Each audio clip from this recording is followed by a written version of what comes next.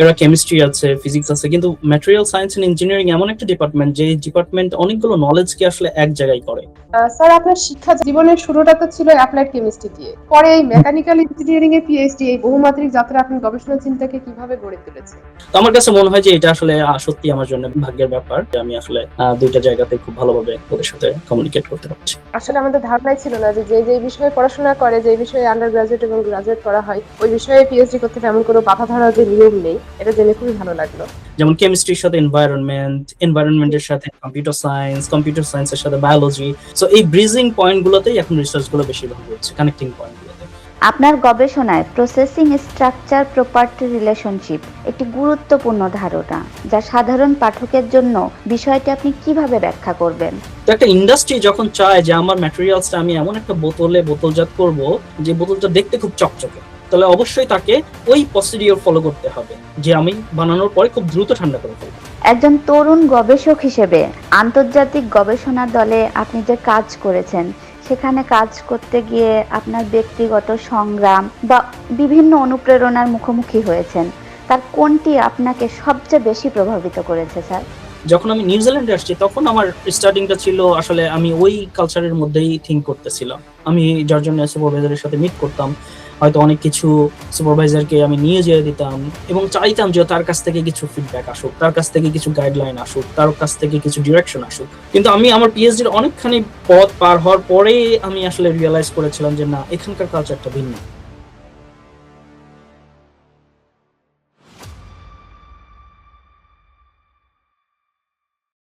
বিজ্ঞানী.org-এর পক্ষ থেকে সকলকে জানাই শুভেচ্ছা ও অভিনন্দন।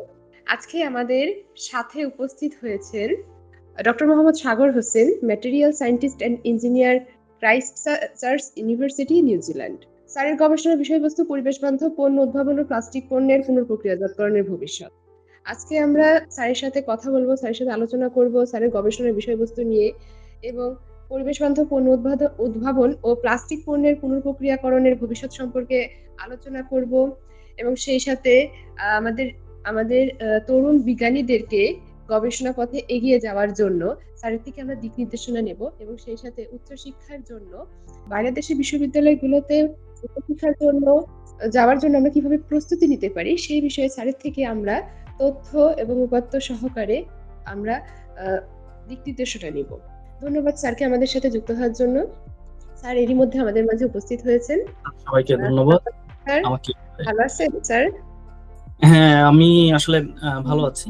আর আপনাদের সবাইকে আসলে ধন্যবাদ যে আমাকে এরকম একটা প্রোগ্রামে ডাকার জন্য এবং সুযোগ করে দেওয়ার জন্য, যে আমার যে ছোট্ট নলেজ আমি জ্ঞান যে এতদিনে আহরণ করেছি সেটা যে আপনাদের সাথে শেয়ার করতে পারছি, এটা একটা বড় অপরচুনিটি আমার জন্য। আমি আসলে আপনাদের ধন্যবাদ জানাতে চাই আমাকে এখানে আনার জন্য, ইনভাইট করার জন্য। স্যার, আপনার গবেষণার বিষয়বস্তুটা তো আমরা বললাম, এখন এই বিষয়ে যদি আপনি খুবই সহজ সরল ভাষায় আমাদের বোধগম্য উপযোগী ভাবে আপনি উপস্থাপন করেন, আমি মনে হয় এটা আমাদের জন্য অনেক উপকারী হয়।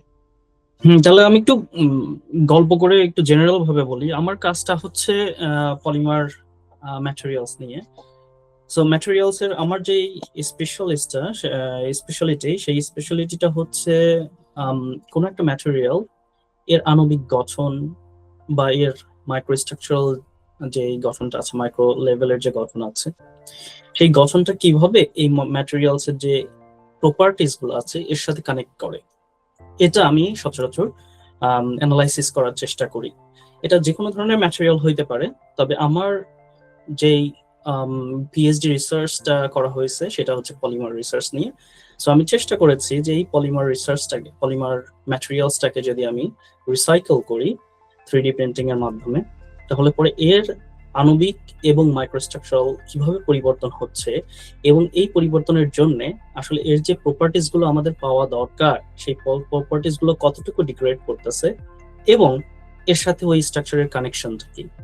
তো সহজভাবে যদি আমরা বলতে পারি বা বলতে চাই, তাহলে পরে একটা পলিমারকে প্রসেস করলে পরে এর স্ট্রাকচার কতটুকু পরিবর্তন হয় এবং এই স্ট্রাকচার পরিবর্তন হওয়ার জন্য এর প্রপার্টিস গুলো কিভাবে বাড়তে বা কমতে পারে, এইটা আইডেন্টিফাই করাটাই হচ্ছে আমার কাজ বলা চলে।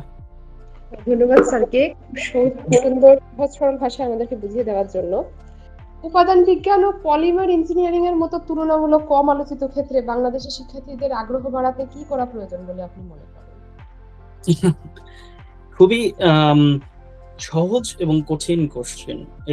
এই প্রশ্নটা আসলে একদিক দিয়ে যেমন সহজ, এমন উত্তর করাটা সহজ, যে কেন আসলে আগ্রহ পাচ্ছে না মানুষ এই পলিমার রিসার্চে আসার জন্য, বা ওভারঅল ম্যাটেরিয়াল সায়েন্সের রিসার্চে আসার জন্য, বা ম্যাটেরিয়াল সায়েন্স সম্বন্ধে নলেজ নেওয়ার জন্য। সহজ এই জন্য বলছি কারণ আমাদের যেই ডিপার্টমেন্ট, এই ডিপার্টমেন্ট আসলে material science and engineering department, এটা আসলে পাওয়া খুব একটা সহজলভ্য না। আমাদের যে বিশ্ববিদ্যালয়গুলো আছে বাংলাদেশে, এরা কেমিস্ট্রি আছে, ফিজিক্স আছে, কিন্তু ম্যাটেরিয়াল সায়েন্স এন্ড ইঞ্জিনিয়ারিং এমন একটা ডিপার্টমেন্ট যে ডিপার্টমেন্ট অনেকগুলো নলেজকে আসলে এক জায়গায় করে। এখানে যেমন দরকার কেমিস্ট্রির নলেজ, যেমন ফিজিক্স দরকার, যেমন বিভিন্ন ধরনের ম্যাটেরিয়াল সায়েন্স দরকার। তো সবকিছু মিলায়ে ইঞ্জিনিয়ারিং দরকার কিছুটা। তো সবকিছু অল্প অল্প করে নিয়ে এক জায়গায় এনে একটা ডিপার্টমেন্ট দাঁড় করালে হয়তো সেটা material science and engineering, specifically material science and engineering উপরে দাঁড়ানো হবে। কিন্তু এই ধরনের ডিপার্টমেন্ট আসলে খুব একটা সহজলভ্য না বাংলাদেশের, প্রথম কথা, যার জন্য আমরা হয়তো এর সাথে খুব একটা পরিচিত হয়ে উঠি না। আর দ্বিতীয় কথা হচ্ছে যে আমাদের এইটা বেসড যে অ্যাপ্লিকেশন, আমরা এটা পড়াশোনা করব, ম্যাটেরিয়াল সায়েন্স পড়বো, কেন পড়বো যদি আমাদের পড়াশোনার পরে এই নলেজটাকে আমি কোথাও কাজে লাগাইতে না পারি? তো আমাদের আসলে এই কাজে লাগানোর জায়গাটাও আমাদের দেশে খুব একটা সহজলভ্য না, কারণ আমাদের যে ম্যাটেরিয়ালস রিলেটেড ইন্ডাস্ট্রি গুলো আছে, সেই ইন্ডাস্ট্রি গুলা সচরাচর ম্যাটেরিয়াল সায়েন্স স্পেসিফিক কাউকে নিতে চায় না, ইনস্টিট তারা কেমিস্ট্রি, কেমিক্যাল ইঞ্জিনিয়ারিং এগুলো নিতে চায়। কেন আমি আসলে জানি না। তবে আমার কাছে মনে হয় যে ওই যেহেতু আউটকাম খুব একটা ভালো নাই, আমি নলেজটা গেইন করে হয়তো কোথাও অ্যাপ্লাই করতে পারছি না সরাসরি, আমার চাকরির স্কোপ নাই, যার জন্য এটার প্রতি আমাদের আগ্রহ কম। এটা হচ্ছে 1 নম্বর কোশ্চেনের উত্তর। 2 নম্বর হচ্ছে কিভাবে বাড়াতে পারি। বাড়াতে গেলে আমাদের প্রথম যেই ব্যাপারটা করতে হবে সেটা হচ্ছে সচেতনতা বৃদ্ধি।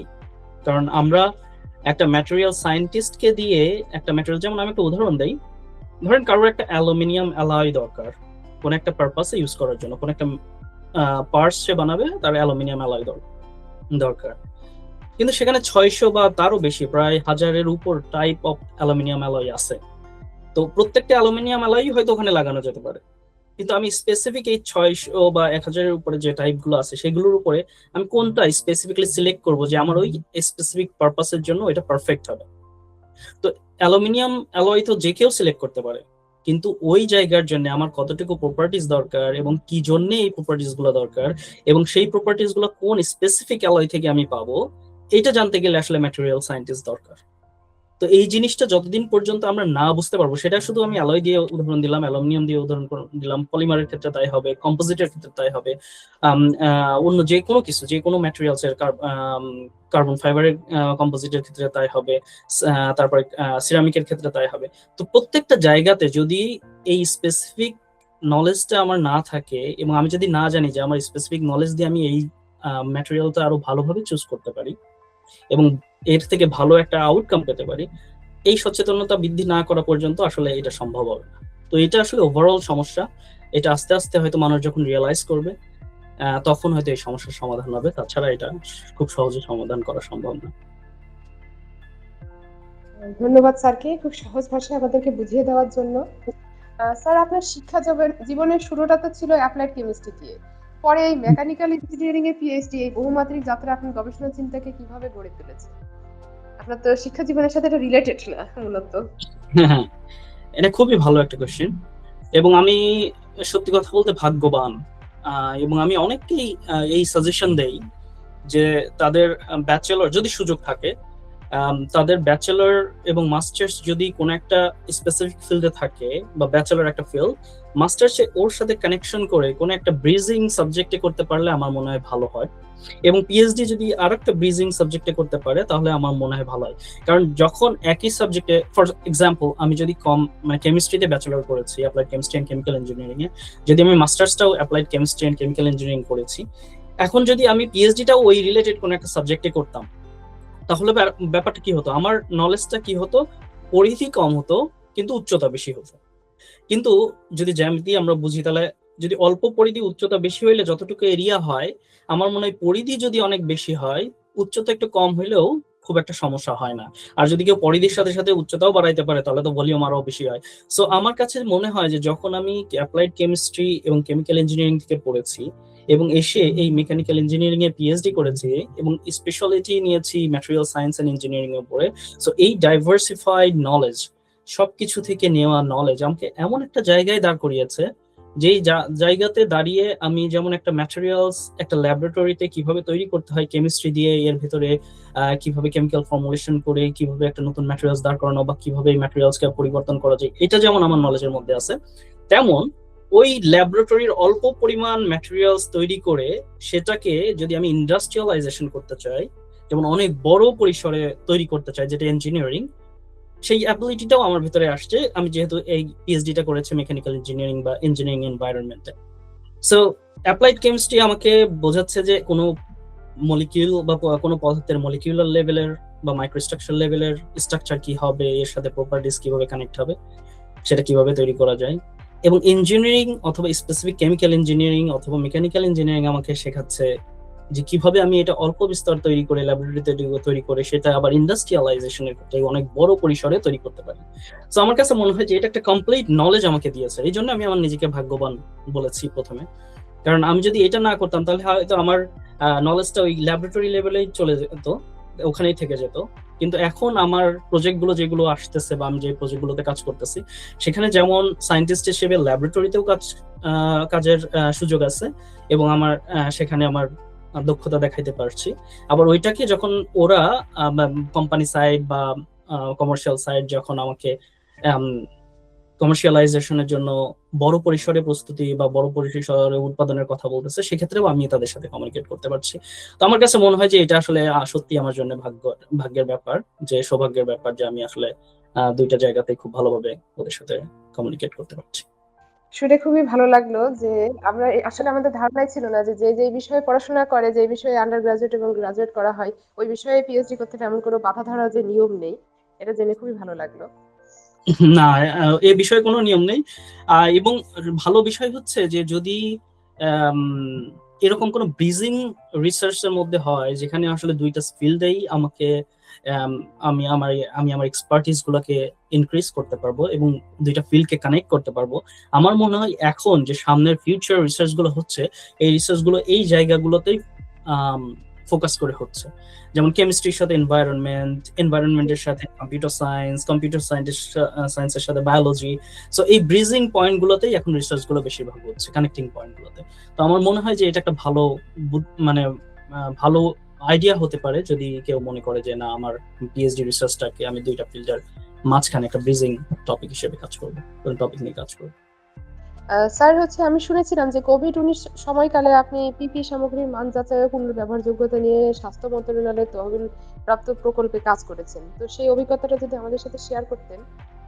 হ্যাঁ, এটা সত্যিই খুব সৌভাগ্যের বিষয় ছিল সেই সময়, কারণ আমি আসলে চাচ্ছিলাম আমার গবেষণাগুলো সবসময় আসলে একটা আন্ডারলাইন রিজন নিয়ে থাকে, উদ্দেশ্য নিয়ে থাকে, সেটা হচ্ছে দেশ দশ এবং পরিবেশের মানে উপকারের জন্য। তো আমার যে রিসার্চ, এই জন্য আমি চুজ করেছি রিসাইক্লিং প্লাস্টিক বা এই ধরনের পরিবেশ বান্ধব যে ম্যাটেরিয়ালস ডিজাইন এগুলো চুজ করেছি। কিন্তু কোভিড এর সময় আসলে আমার ভেতরে সবসময় একটা কেন যেন দুঃখ বা আক্ষেপ কাজ করতো যে আমি কোভিডে এত বড় কাজ হচ্ছে, এত দেশের এত বড় বড় সায়েন্টিস্ট এই কোভিড কে মোকাবেলা করার জন্য এত ধরনের রিসার্চ করতেছে, কিন্তু আমার জায়গা থেকে আমি আসলে জিরো কন্ট্রিবিউশন করেছিলাম কোভিড এর সময়, যতদিন না পর্যন্ত এই প্রজেক্ট আমার কাছে আসছিল। তো সৌভাগ্যবশত এটা সৌভাগ্যের বিষয় বলবো যে এটা আসলে আশা ছিল না আমার, একটা প্রজেক্ট এসেছিল যেটা হচ্ছে অকল্যান্ড ইউনিভার্সিটি কেন্দ্রিক এবং যেটা 4টা ইউনিভার্সিটিকে কোলাবোরেশন করে, ইউনিভার্সিটি অফ ক্যান্টারবারি আমার university, Auckland university, university of Otago এবং university of Waterloo Canada. So এই 4টা ইউনিভার্সিটি মিলে একটা প্রজেক্ট আসছিল, বেশ ভালো ফান্ডিং এর প্রজেক্ট। তো প্রজেক্টের কাজ ছিল হচ্ছে ওই সময়টাতে ওই সার্জিক্যাল কোভিড এর কারণে আসলে সার্জিক্যাল মাস্কের উৎপাদন এবং যে এক দেশ থেকে আরেক দেশে যে সাপ্লাই চেইন ম্যানেজমেন্ট এটা খুব বড়ভাবে বিঘ্নিত হয়েছিল। কারণ প্রচুর ডিমান্ড ছিল, আর উৎপাদনটা আসলে ডিমান্ড অনুযায়ী অতখানি ছিল না, যার জন্য নিউজিল্যান্ডের মতো জায়গাতে আসলে ওই সার্জিক্যাল মাস্কের পর্যাপ্ততা আসলে কমে গিয়েছিল অনেক। এখানে ইম্পোর্ট হচ্ছিল না সেই পরিমাণ যতখানি এখানে দরকার ছিল। তো সেই সময় আসলে আমাদের গ্রুপটা চিন্তা ভাবনা করলো যে আমরা যে সার্জিক্যাল মাস্কগুলো ব্যবহার করতেছি এগুলো তো ওয়ান টাইম ইউজ, কিন্তু এইগুলো অনেক সময় আসলে একবার ইউজ করার পরে দেখে মনে হয় যে না, এটা হয়তো এখনো ঠিক আছে, যে এটা আমি পরবর্তীতে আরো একবার বা দুইবার ইউজ করতে পারবো। তো এই ধারণা থেকেই আসলে আমাদের ওই রিসার্চটা আসছিল যে আমাদের যেহেতু এখন দরকার, তো আমরা কি এটা দুইবার বা তিনবার ব্যবহার করতে পারি। তো এটা ওয়ার্ল্ড হেলথ অর্গানাইজেশন অনেক জায়গায় বলে দিয়েছিল যে হ্যাঁ তোমরা হয়তো বলতে পারো, কিন্তু এর পেছনে কোন সায়েন্টিফিক এভিডেন্স আসলে তখন পর্যন্ত হয়ে ওঠেনি।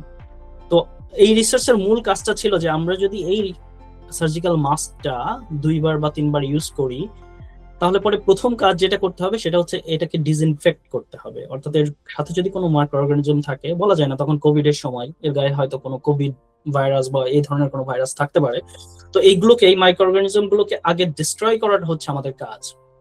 এবং এটা করার সাথে সাথে আমাদের খেয়াল রাখতে হবে যে ডিস্ট্রয় করার সাথে সাথে যেন আমার ম্যাটেরিয়ালসটা ঠিক থাকে, যাতে আমি পরবর্তীতে ইউজ করতে পারি। তো আমরা একটা প্রোটোকল রেডি করেছিলাম আমাদের গ্রুপ থেকে যে এটা খুবই ইজি হবে, যাতে কোনো প্রকার, এবং ডোমেস্টিক সবাই বাসাবাড়ির সবাই এটা নিজেরাই করতে পারবে। তো ওই প্রোটোকলটা ছিল এরকম যে ওই সার্জিক্যাল মাস্ক গুলো যারা ব্যবহার করতেছে তারা ওইগুলো একটা ডোমেস্টিক ওভেন, যে রান্না করার ওভেন, সেই ওভেন এবং সেখানে 70°C টেম্পারেচার বা 75°C টেম্পারেচারে হিট করতে হবে সম্ভবত 80 মিনিটস, 75 to 80 মিনিটস। এবং সেটা ওই যে মাইক্রো অর্গানিজম গুলো ছিল, ইউনিভার্সিটি অফ ওটাগো এটা এনশিওর করছিল যে এটা যদি করা হয় তাহলে ওর ভেতরে যা মাইক্রো অর্গানিজম গুলো আছে সেগুলো সবই ডিস্ট্রয় হয়ে যাবে। এখন আমাদের ম্যাটেরিয়াল সায়েন্স হিসেবে আমাদের পার্টটা ছিল যে এটা ডিস্ট্রয় করলাম প্রোটোকল ইউজ করে ডোমেস্টিক ওভেন দিয়ে, কিন্তু এরপরে কি এটা ব্যবহার করা যাবে? তো আমরা সেটাকে আসলে রিসার্চ করেছিলাম যে এটা ব্যবহার করা যাবে কিনা। যদি আমরা ব্যবহার করি তাহলে পরে এই ম্যাটেরিয়ালস গুলো, এদের ম্যাটেরিয়ালস এর ইন্টিগ্রিটি সেটা ঠিক থাকবে কিনা দুইবার বা তিনবার ব্যবহার করার জন্য, এবং এই ব্যবহার করা মানে কয়বার আমরা ব্যবহার করতে পারবো, বা ওই রিসাইকেল করলে বা ওই ওভেনে হিট করলে কয়বার পর্যন্ত ম্যাটেরিয়ালসটা ঠিক থাকে।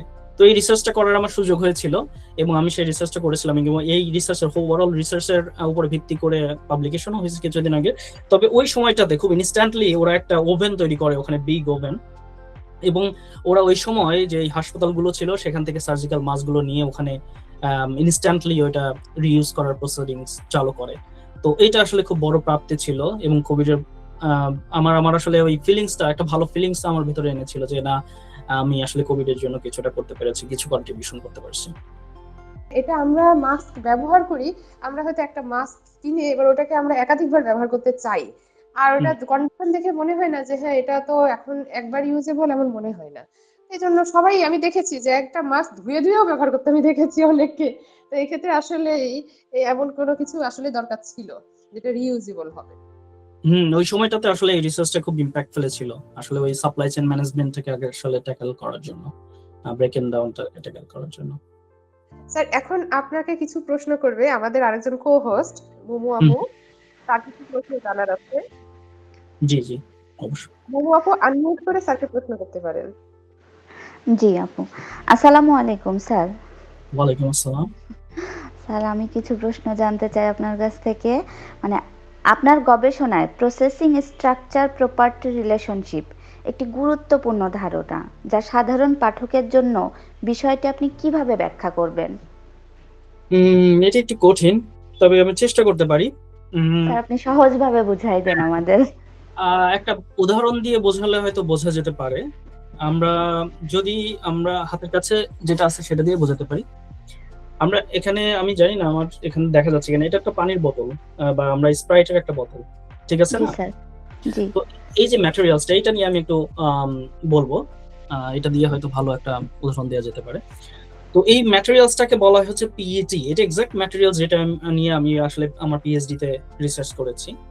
তো এই ম্যাটেরিয়ালসটা এমন, যদি এই ম্যাটেরিয়ালসটা ফর সেই সহজভাবে বললে, এটাকে বোতল আমরা বানাইলাম, বানানোর পরে এটাকে খুব দ্রুত ঠান্ডা করে ফেললাম, যে টেম্পারেচারে বানানো হয়েছে ধরেন 250 বা 240 বা 230 ডিগ্রি সেলসিয়াসে বানানো হয়েছে, এবং এরপরে ওইটা বানানোর পরে ওইটাকে খুব দ্রুত এটা ঠান্ডা করে ফেললাম, মানে 45 ডিগ্রি টেম্পারেচারে নিয়ে চলে আসলাম।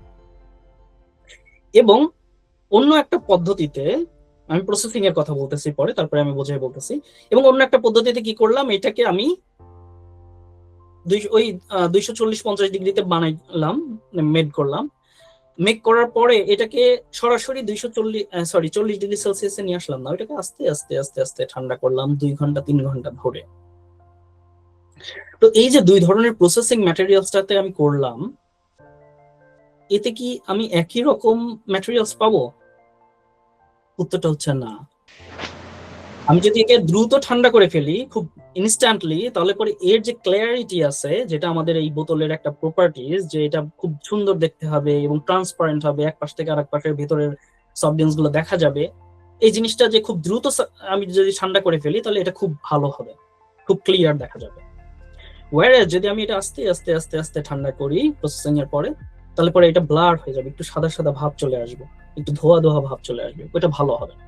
তো একটা ইন্ডাস্ট্রি যখন চায় যে আমার ম্যাটেরিয়ালসটা আমি এমন একটা বোতলে বোতলজাত করব যে বোতলটা দেখতে খুব চকচকে, তাহলে অবশ্যই তাকে ওই প্রসিডিওর ফলো করতে হবে, যে আমি বানানোর পরে খুব দ্রুত ঠান্ডা করে ফেলবো।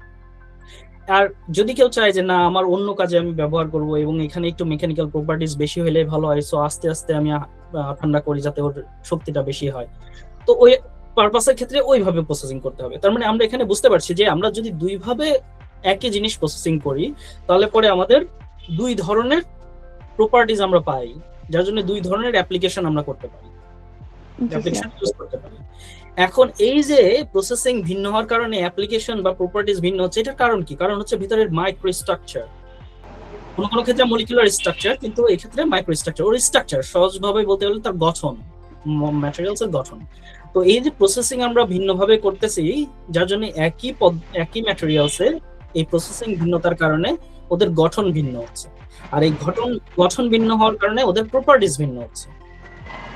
তো আমার কাজটা হচ্ছে এই যে এক ধরনের প্রসেসিং করলে সেই প্রসেসিংটা ওই ম্যাটেরিয়ালস এর গঠনটাকে কিভাবে পরিবর্তন করে এবং কোথায় নিয়ে যেয়ে দাঁড় করায়, যেখান থেকে আমরা যে প্রপার্টিসটা পাচ্ছি সেই প্রপার্টিসটা আমরা কানেক্ট করতে পারি। আমার কাজ হচ্ছে এই যে প্রসেসিং করলাম, গঠন কি হলো সেটা অ্যানালাইসিস করা এবং এর প্রপার্টিস কি পাচ্ছি সেটাকে কানেক্ট করা। যদি আমরা ডিজায়ার্ড প্রপার্টিস না পাই, তাহলে পরে আমার কাজ আসতেছে যে ওখানে কিভাবে আমরা প্রসেসিংটাকে চেঞ্জ করতে পারি, কোন কোন প্যারামিটার চেঞ্জ করতে পারি, যার জন্য ওই প্রসেসিংটাকে আমাদের এমন একটা গঠন দেবে যে গঠনটা আমাদের ডিজায়ার্ড প্রপার্টিসটা পাবে। এটা হচ্ছে। জি স্যার, ধন্যবাদ স্যার। আশা করি বিষয়টা আমরা সবাই বুঝতে পেরেছি। স্যার, আমার নেক্সট প্রশ্ন, একজন তরুণ গবেষক হিসেবে আন্তর্জাতিক গবেষণা দলে আপনি যে কাজ করেছেন, সেখানে কাজ করতে গিয়ে আপনার ব্যক্তিগত সংগ্রাম বা বিভিন্ন অনুপ্রেরণার মুখোমুখি হয়েছেন, তার কোনটি আপনাকে সবচেয়ে বেশি প্রভাবিত করেছে স্যার? আমি আসলে প্রশ্নটা খুব অনুপ্রেরণা না সংগ্রাম, কোনটা আসলে? স্যার, কিছু সময় অনুপ্রেরণা হয়েছে, পেয়েছেন, কিছু সময় কিছু সংগ্রামের মুখোমুখি হয়েছেন, তো দুটোই আমরা জানতে চাই। আচ্ছা, জি। আম, সত্যি কথা বলতে জীবনটা, এই যে জীবনটা আমরা যে জীবনটা বাছাই করেছি, এই জীবনটা খুব একটা সহজ জীবন না, যদিও কারোর জীবনই সহজ না। সবাই কঠিন জীবন পার করে এবং কাজ মানেই কঠিন, আমি বিশ্বাস করি। তবে একটা দেশ থেকে আরেকটা দেশে চলে আসা, এটা যেমন জীবনের উপরে একটা একটা কঠিন, আমি কি বলবো, এক্সপিরিয়েন্স অ্যাড করে, তেমন আবার অনেক নতুন জিনিসের সাথে এক্সপিরিয়েন্স হয়, মানে নতুন জিনিসকে আসলে অনুভব করার সুযোগ থাকে, নতুন জিনিসকে জানার সুযোগ থাকে। তো সবকিছু প্রস এন্ড কনস আছে। তবে আমার ক্ষেত্রে আমি যেটা বলবো যে আমার স্ট্রাগলটাই আগে আমি বলি, যে একটা দেশ থেকে আরেকটা দেশে আসার পরে এখানে সম্পূর্ণ নতুন এনভায়রনমেন্ট, নতুন ইনস্টিটিউট, নতুন কালচার, এর সাথে অ্যাডাপ্ট করতে কিছুটা সময় লেগেছিল আমার। এবং সবচেয়ে বড় সমস্যা হয়েছিল যেটা আমার পিএইচডি তে, যেহেতু আমরা এখানে একাডেমিক কথাবার্তা বলছি, আমি পিএইচডি নিয়েই কথাটা বলি। সেটা হচ্ছে আমাদের দেশের একটা কালচার, এখান থেকে হয়তো কিছুটা শিক্ষণীয় বিষয়ও হয়তো হবে যারা এটা দেখবে তাদের জন্য। আমাদের দেশের কালচারটা রিসার্চ কালচারটা অনেকটা এরকম যে স্টুডেন্ট কি রিসার্চ করবে, যেটা হচ্ছে কোরিয়ান বেসড। আমার যে কোরিয়ার কাজে অভিজ্ঞতা হয়েছিল তার সাথে আমি কিছুটা বাংলাদেশের কাজকে সামঞ্জস্যতা পেয়েছি, যেটা এখানে আবার ভিন্ন, নিউজিল্যান্ড বা অস্ট্রেলিয়াতে ভিন্ন। অস্ট্রেলিয়ার অবস্থা আমি জানি না অবশ্য, তবে নিউজিল্যান্ডে ভিন্ন। বাংলাদেশের বিষয়টা ছিল, বাংলাদেশে যদি কেউ রিসার্চ বা গবেষণা করতে চায় তাহলে পরে সেটা সুপারভাইজার, মোস্টলি সুপারভাইজার গাইডেড হবে। যেমন কোন বিষয়ে রিসার্চ করবে, কোন টপিকের উপরে করবে, কোন স্পেসিফিক রিসার্চ কোশ্চেন নিয়ে কাজ করবে, এবং মেথোডোলজি কোন দিকে ফিক্স করবে, এটা প্রিটি মাচ সুপারভাইজারের এখানে অনেক বড় একটা ভূমিকা থাকে। এবং স্টুডেন্টের কাজ হচ্ছে ম্যাক্সিমাম সেটাকে ফলো করা এবং সেখানে কন্ট্রিবিউট করা যদি তার নলেজ দিয়ে কিছু হয়, কিন্তু মোস্টলি ওটা গাইডেড বাই সুপারভাইজার। যার জন্য আমরা বাংলাদেশি স্টুডেন্ট, যেটা কোরিয়াতেও ছিল, কোরিয়াতেও সেম কালচার, সুপারভাইজারই সবকিছু বলবে এবং যে কোনো কিছু করার আগে সুপারভাইজারের কাছ থেকে তার পরামর্শ নিয়ে কাজগুলো করতে হবে। মোস্টলি কাজটা সুপারভাইজারের, তুমি তাকে হেল্প করতেছো তোমার নলেজ দিয়ে, তোমার সাপোর্ট দিয়ে। কিন্তু যখন আমি নিউজিল্যান্ডে আসছি, আমি বিগত 2টা জায়গায় কাজ করেছি, বাংলাদেশ এবং কোরিয়াতে, সেই কালচারগুলো ওরকম ছিল। যখন আমি নিউজিল্যান্ডে আসছি তখন আমার স্টার্টিংটা ছিল আসলে আমি ওই কালচারের মধ্যেই থিঙ্ক করতেছিলাম। আমি যার জন্য সুপারভাইজারের সাথে মিট করতাম, হয়তো অনেক কিছু সুপারভাইজারকে আমি নিয়ে যেয়ে দিতাম এবং চাইতাম যে তার কাছ থেকে কিছু ফিডব্যাক আসুক, তার কাছ থেকে কিছু গাইডলাইন আসুক, তার কাছ থেকে কিছু ডিরেকশন আসুক। কিন্তু আমি আমার পিএইচডির অনেকখানি পথ পার হওয়ার পরে আমি আসলে রিয়েলাইজ করেছিলাম যে না, এখানকার কালচারটা ভিন্ন। এখানকার কালচারটা এমন যে এখানে আমি কি বিষয়ে রিসার্চ করব, আমার রিসার্চ কোশ্চেন কি হবে, আমার রিসার্চ গ্যাপ কি হবে, এবং তার হাইপোথিসিস দাঁড় করায়, তার প্রবাবল মেথোডোলজি দাঁড় করায়, ইচ অ্যান্ড এভরিথিং আমাকে আসলে সিলেক্ট করতে হবে। এবং এটা করতে হবে বাই মাইসেলফ, আমার নিজেই করতে হবে। এবং সুপারভাইজার এখানে কি করবে, আমি যখন তার কাছে আমার এই আইডিয়াগুলো নিয়ে যাব তখন সে শুধু সেগুলোকে কারেকশন করবে, মডিফাই করবে। না এটা মনে হচ্ছে ঠিক আছে, তারপরে সরাসরি কোনো গাইডলাইন না দিয়ে এটা মনে হচ্ছে ঠিক আছে, তবে আমার মনে হয় এটা তুমি আর একটু চিন্তা করতে পারবো, এই জিনিসটাতে আর একটু খোঁজ খবর নিতে পারো, বা এই জিনিসটাকে আর একটু রিফাইন করে আনতে পারো। এটা হচ্ছে সুপারভাইজারের কাজ এখানে। কিন্তু আমাদের কাজ হচ্ছে ম্যাক্সিমাম সবকিছু আমাদেরই করতে হবে। তো এই জিনিসটা আসলে বুঝে উঠতে আমার এখানে অনেকখানি সময় লেগে গেছে এবং আমি অনেক স্ট্রাগল করতে হয়েছে, কারণ এই জিনিসটা হয়তো খুব সহজে সুপারভাইজাররা বলেও না। তো ওই সময়টা আমার অনেকখানি সময় চলে গেছে, এটা হচ্ছে আমার স্ট্রাগল পার্ট, পিএইচডির কথা বলতেছি। আর ইন্সপিরেশন বলতে রিসার্চের ইন্সপিরেশনটা আসছে অনেক আগে, এখানে আসার পিএইচডি করব তারও আগে, মাথার মধ্যে পিএইচডি আসার আগে। এটা অ্যাকচুয়ালি কয়েকটা ঘটনাকে কেন্দ্র করে আমার এদিকে আসা, কারণ তা না হলে পরে আমি হয়তো ব্যাচেলরের চিন্তাই করে নিয়েছিলাম যে কত দ্রুত আমি আমার স্টাডি শেষ করব, ব্যাচেলর স্টাডি শেষ করব, কত দ্রুত আমি একটা জব পাবো এবং বাংলাদেশের কর্পোরেট জবগুলো করতে থাকবো, এটাই ছিল আমার টার্গেট। তো ওখান থেকে আসলে সুইচ করার পেছনে অনেকগুলো কারণ আছে, অনেক মানুষের ইন্সপিরেশন আছে। প্রথমে আমার আম্মার ইন্সপিরেশন, তিনি আসলে ডিসাইড করে দিয়েছে। আমি তাকে 3টা অপশন দিয়েছিলাম যে আমার অনার্সের পরে আসলে 3টা অপরচুনিটিস আছে যে কোন দিকে আমি যাব, বাইরে যাব, গভর্নমেন্ট জব করব নাকি প্রাইভেট জব করব। তো উনি আমি অবশ্যই তাকে প্রস এন্ড কনস সবকিছু তাকে এক্সপ্লেন করার পরে উনি আমাকে ডিসাইড করে দিয়েছিল যে না, আমার মনে হয় যে তোমার হয়তো পিএইচডি তে গেলেই ভালো হবে তোমার জন্য। তো ওনার ওই কথাটা আমার কাছে আসলে খুব ভালোভাবে মনে হয়েছে। এছাড়াও আমার থিসিস, মাস্টার্স থিসিস সুপারভাইজার ছিল হাফিজুর রহমান স্যার, শ্রদ্ধা করে তাকে স্মরণ করি। এবং তাছাড়াও আমার ডিপার্টমেন্টের আরো কয়েকজন স্যার ছিল, যেমন রফিকুল ইসলাম স্যার, তারপরে হচ্ছে হাসান স্যার। এনারা অনেকেই আমাকে বলছিল যে সাগর, তোমার মধ্যে আমাদের যেটা মনে হয় একটা জিনিস আছে, সেটা হচ্ছে তুমি যে কোনো জিনিস ওয়ান স্টেপ এহেড চিন্তা করতে পারো, যে এই পর্যায়ে আছে এর পরের স্টেপটা কি হবে, এবং তোমার প্রেজেন্টেশন পাওয়ার তো অনেক ভালো। সো আমার কাছে মনে হয় এই 2টা জিনিস আসলে রিসার্চের জন্য খুব বড় দরকার, যে কেউ ওয়ান স্টেপ এহেড চিন্তা করতে পারে এবং কেউ কোনো একটা যে সায়েন্টিফিক কমপ্লেক্স স্টোরিকে খুব সুন্দরভাবে রিপ্রেজেন্ট করতে পারে। তো আমার মনে হয় তোমার রিসার্চে গেলে ভালো হবে। তো আমার ইন্সপিরেশনটা আসলে ওই জায়গা থেকেই আসছিল, ওই কয়েকটা মানুষের কথা থেকেই আসছিল যে না, মনে হয় আমি ভালো কিছু করতে পারবো রিসার্চে। দোকান থেকেই আসলে এ পর্যন্ত আসা। আর যদি কোনো স্পেসিফিক ইনসিডেন্টের কথা বলা হয় তাহলে পরে একটা কথা আমার মনে পড়তেছে, যেটা আমার মাথায় সবসময় থাকে। আমি তখন প্রথম একটা ইন্টারন্যাশনাল কনফারেন্সে প্রেজেন্টেশন দেই, আমার প্রজেক্টের কাজ 2014 সালের দিকে ঢাকাতে। একটা কনফারেন্স ছিল। ওই কনফারেন্সে প্রেজেন্টেশন দেওয়ার পরে ওখানে কিছু ইন্টারন্যাশনাল গেস্টও ছিল। আমি ওখানে প্রেজেন্টেশন দেওয়ার পরে যখন প্রেজেন্টেশন শেষ করে ওই দিন সন্ধ্যার সময় কনফারেন্স থেকে বের হয়ে শাহবাগ মোড়ে যখন বসে আছি তখন হঠাৎ করেই আমাদের ডিপার্টমেন্টের এক বড় ভাই, উনি সম্ভবত চিটাগং ইউনিভার্সিটির টিচার, এখন প্রফেসর, তো উনিও ওই কনফারেন্সে ছিল এবং উনি আমাকে ওই প্রেজেন্টেশন দেওয়া দেখেছিল। তো উনি পেছন দিক দিয়ে যাওয়ার সময়, তখন কিন্তু তার সাথে আমার খুব ভালো পরিচয় হয়নি, উনি পেছন দিক দিয়ে রিক্সা নিয়ে যাচ্ছিল এবং উনি দেখলো যে আমি ওখানে বসে আছি কনফারেন্সে প্রেজেন্টেশন দিয়ে। উনি পেছন থেকে ডাকছিল, এই জুনিয়র সায়েন্টিস্ট, এরকম করে ডাক। তো আমি আসলে বুঝিনি যে আমাকে ডাকতেছে, কিন্তু আমি যখন 2-3 বার কথাটা শুনলাম তখন আমি পেছনে ঘুরে তাকায় দেখি যে উনি আমাকে ডাকতেছে জুনিয়র সায়েন্টিস্ট বলে। তো ওই সময়টা আসলে আমার কাছে মনে হয়েছিল, ওই কথাটা বা ওই ডাকটা আমার কাছে ভালো লেগেছিল এবং ওই স্পেসিফিক ইনসিডেন্ট হয়তো আমাকে আমার মাথায় এটা দিয়েছিল যে হ্যাঁ, সায়েন্টিস্ট হইলে খারাপ হয় না, সায়েন্টিস্ট হওয়াই যায়। সেই জায়গা থেকে হয়তো চেষ্টা করতে করতে আজকে যতদূর আসছি এ পর্যন্ত আসা।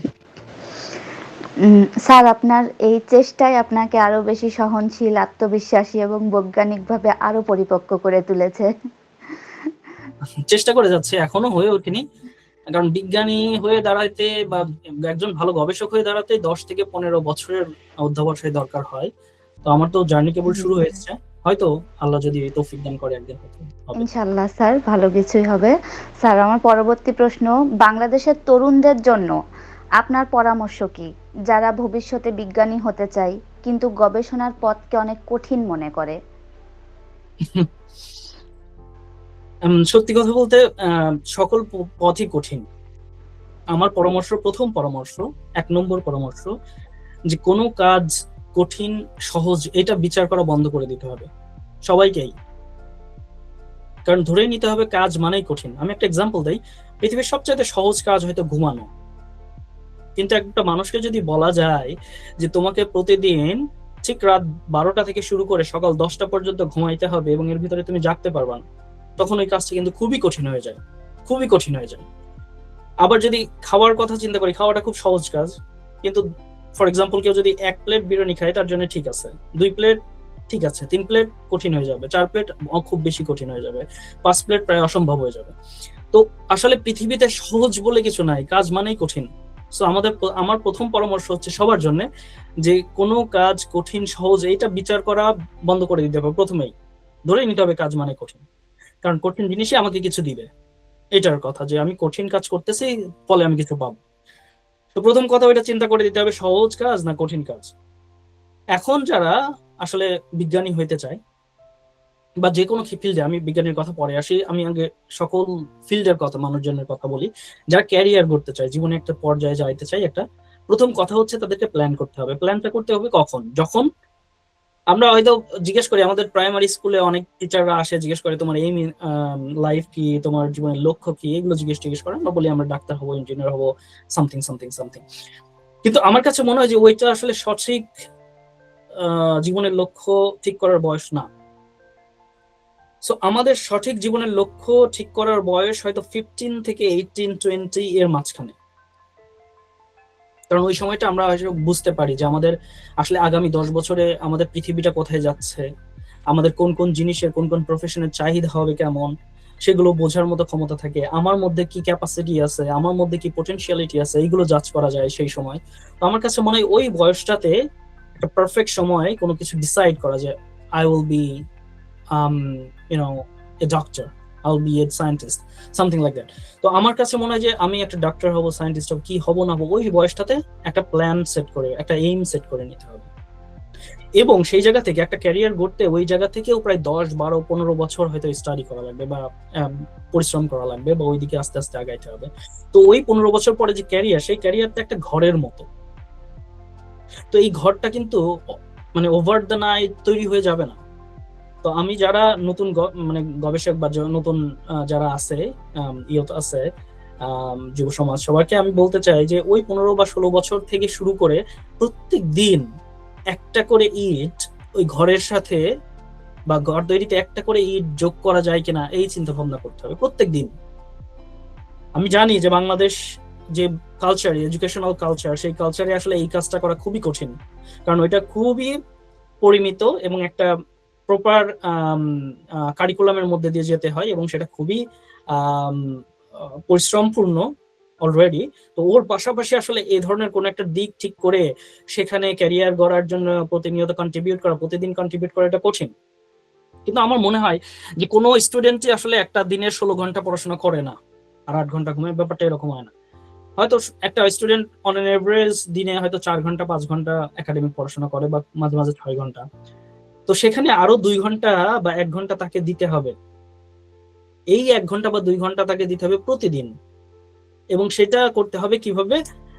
আমি আমার যে লক্ষ্য, আমার যে কারিকুলাম একাডেমিক যে স্টাডি, সেই স্টাডির পাশাপাশি আমি 1 ঘন্টা করে অ্যাড করতে থাকবো, ওই একটা করে ইট আমি ওই ঘর তৈরিতে দিতে থাকবো, গাঁথতে থাকবো, যাতে আমি 10 বা 15 বছর পরে আমি ওই জায়গায় পৌঁছাইতে পারি। এবং এটা সিলেক্ট করতে হবে যে আমি যে স্টাডি করতেছি সেই স্টাডির সাথে অ্যালাইন করে।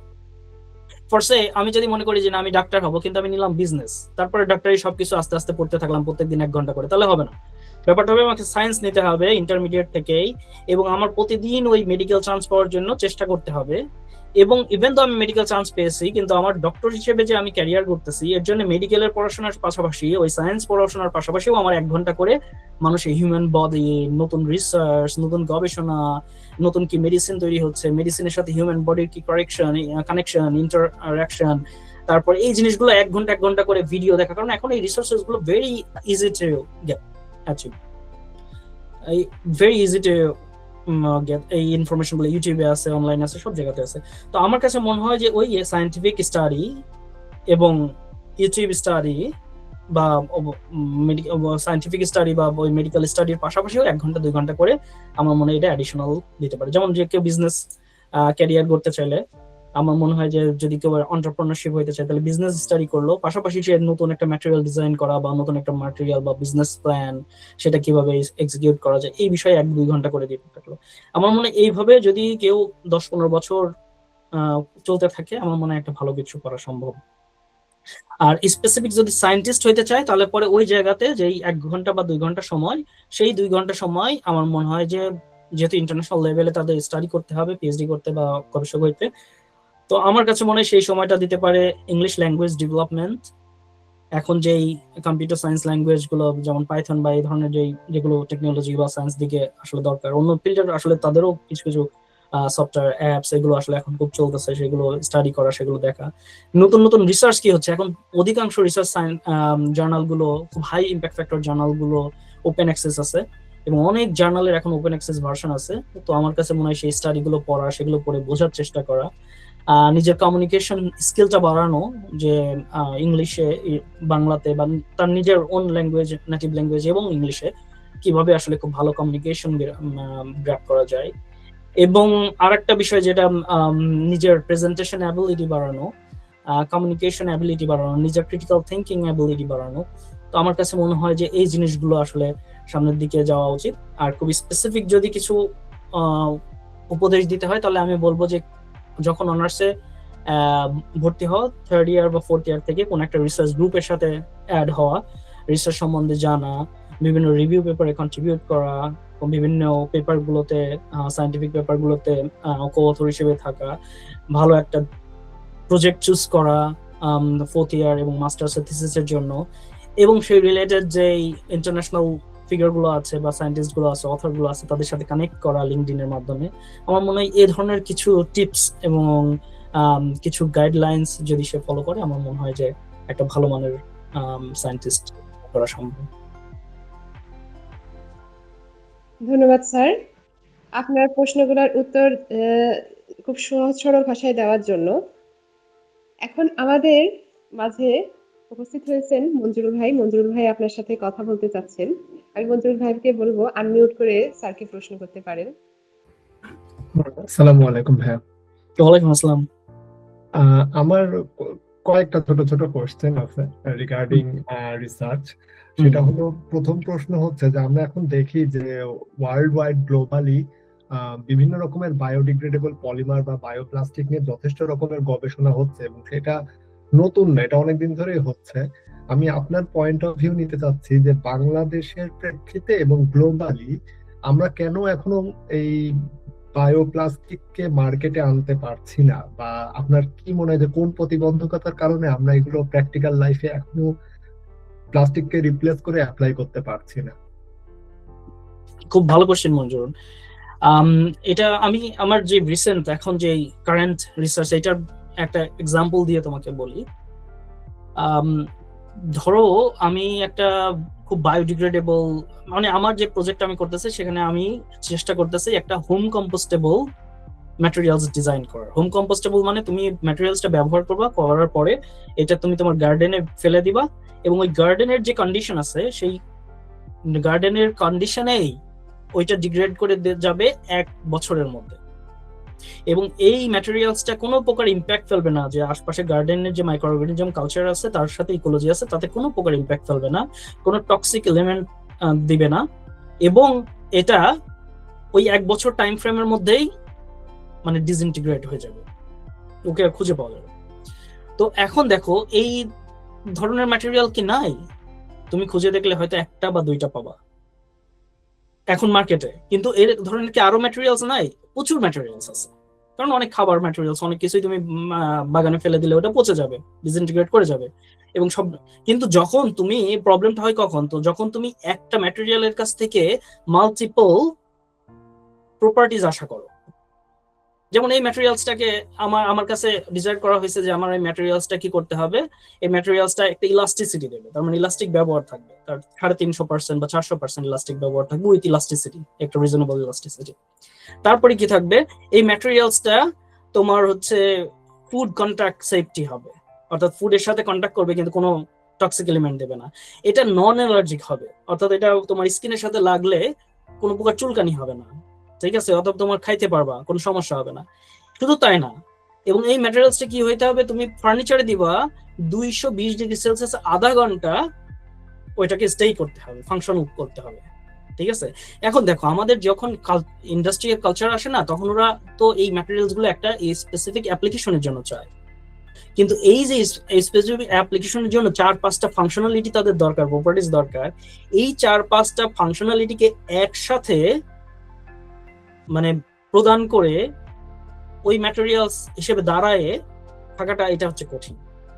যার জন্য মার্কেট ডিমান্ডে এখন হয় কি, হোম কম্পোস্টেবল শুধু হোম কম্পোস্টেবল ম্যাটেরিয়াল না, তারা আরো সব প্রপার্টিজ সাথে সাথে বায়োডিগ্রেডেবল বা হোম কম্পোস্টেবল প্রপার্টিজ চাচ্ছে। তো যেটা আসলে সবকিছু মিলাই এক জায়গায় একটা ম্যাটেরিয়ালস থেকে পাওয়াটা কঠিন, যার জন্য এই ম্যাটেরিয়ালস রিসার্চটা এখন পর্যন্ত এই জায়গাতেই আছে। নাহলে পিএলএ আছে, কিন্তু পিএলএ তুমি বায়োডিগ্রেডেবল বা হয়তো হোম কম্পোস্টেবল না, বায়োডিগ্রেডেবল পিএলএ আছে, কিন্তু যখনই তুমি ওই পিএলএটাকে আরো কিছু প্রপার্টিজ ওর কাছ থেকে নিতে যাচ্ছ, তখন পিএলএটাকে মডিফিকেশন করা হচ্ছে। যখনই মডিফিকেশন করা হচ্ছে তখন কিন্তু ওর বায়োডিগ্রেডেবিলিটি হারাচ্ছে। তো অধিকাংশ ম্যাটেরিয়ালস এর ক্ষেত্রে এরকম হচ্ছে ওয়ার্ল্ড ওয়াইড এবং বাংলাদেশে, যে যখন একটা স্পেসিফিক বায়োডিগ্রেডেবল বা হোম কম্পোস্টেবল বা এনভায়রনমেন্টাল ফ্রেন্ডলি আমরা ম্যাটেরিয়াল ডিজাইন করি তখন সমস্যা না, কিন্তু যখন ওর কাছ থেকে আরো প্রপার্টিজ আমরা আশা করতেছি তখন এটা মডিফিকেশন করা লাগছে, আর মডিফিকেশন করলে ওর আসলে অ্যাকচুয়াল র যে আমাদের হোম কম্পোস্টেবিলিটি বা ডিগ্রেডেবিলিটি টার্গেট ওইটা মিস করতেছে। তো অধিকাংশ ম্যাটেরিয়ালস এর জন্য এটা হচ্ছে, আস্তে আস্তে রিসার্চ ওইদিকে যাচ্ছে, তবে হ্যাঁ কিছু সময় লাগবে, হয়তো সব মানে ম্যাটেরিয়ালস গুলো সম্পূর্ণ বায়োডিগ্রেডেবল বা হোম কম্পোস্টেবল ম্যাটেরিয়াল দিয়ে রিপ্লেস করতে কিছুটা সময় লাগবে।